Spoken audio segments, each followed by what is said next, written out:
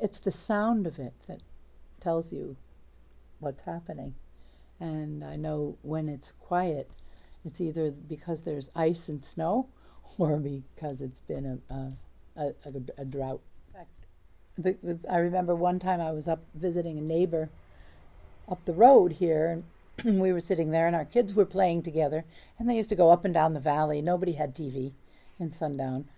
And so the kids were like these marauding gangs of little people in their snowsuits, and they decided to walk down the creek all the way down, and they walked to the back of what used to be the Sundown store. I don't know if you know that, where that is. And they walked there, and that's where the water was rushing. So the ice was thinner and less stable. So they fell in. Oh no.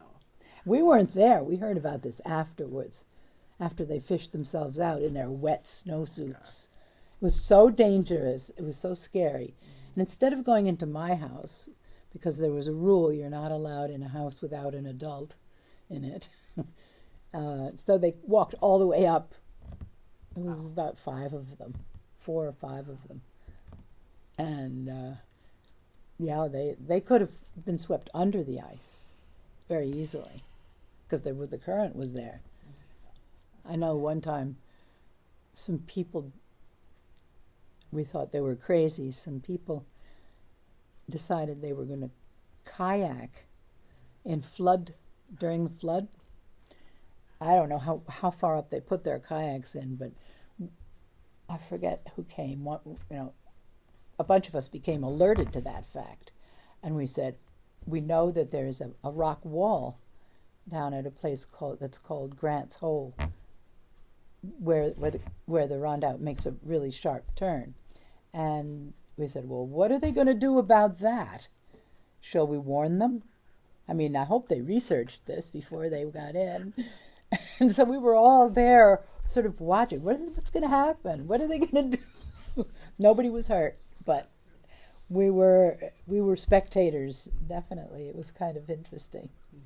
And there was the Brooks family still lived on the other side, and we were here, and I forget, how many other people were around. Fishing here. Okay, they're going back now. What? He was born when? I'd say probably 19. Oh gosh, He was probably about born- 1920. Okay. Yeah. He walked up and down here, and he said about every 25 years, this stream would go from one side of the mountain to the other side. Yeah. He said, and the fishing was so good that I used to come up here from all the way from where they lived in Eureka. Okay. And he used to come up here fishing because this was the place to really get the trout in those days. Yeah. Especially after a rainstorm, that you can say, wow, you can smell the trout. You know they're there. And we have a son that comes up from Texas. And 2 minutes, he throws his whatever lure or worm or whatever, and he gets a nice fish. We could be out there.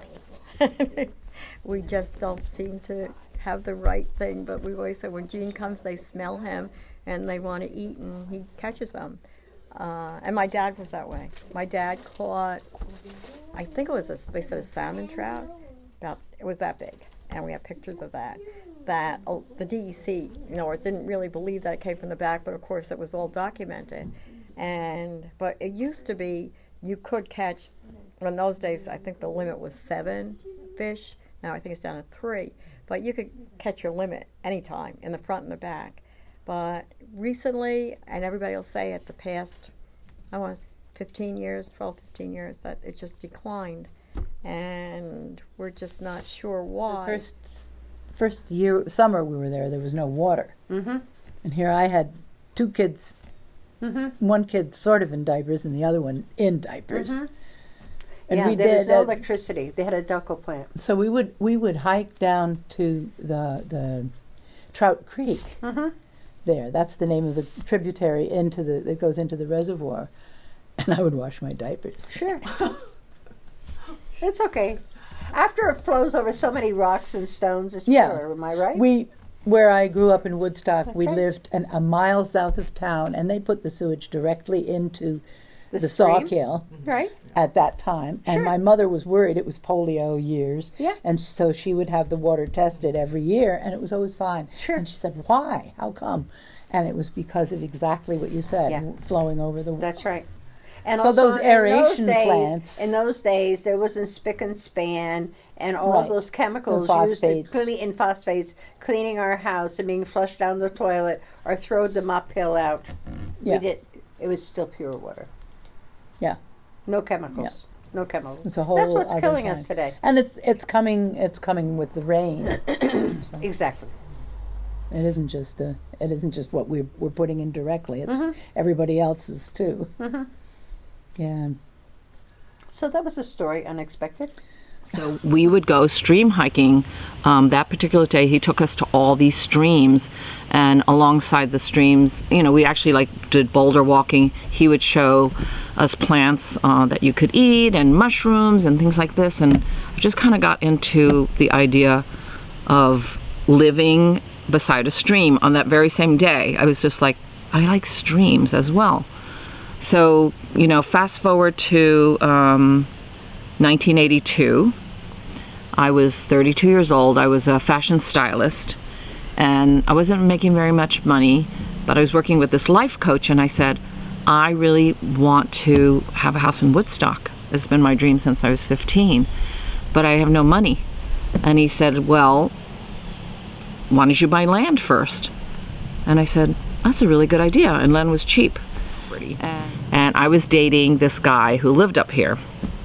His name is Rolf. And he happened to be best friends with a realtor, and this realtor said, this dentist owns this entire mountain.